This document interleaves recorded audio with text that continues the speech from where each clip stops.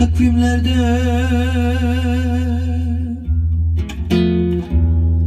haberim yokum.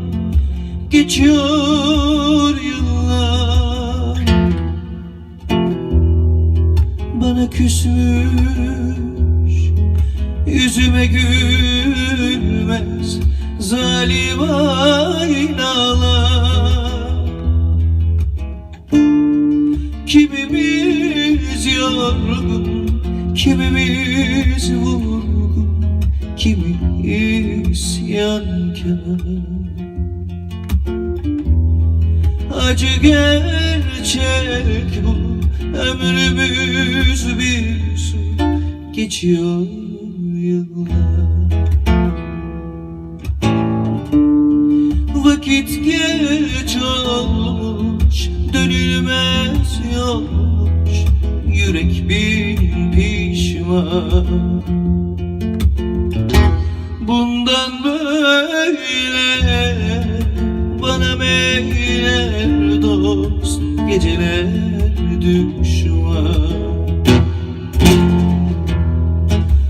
Hani nerede beklenenler, medet umdum senelerce.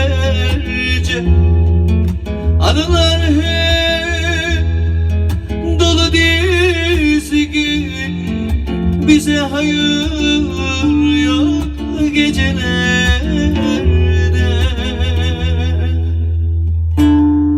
Kimimiz yorgun, kimimiz vurgun, kimimiz isyankar.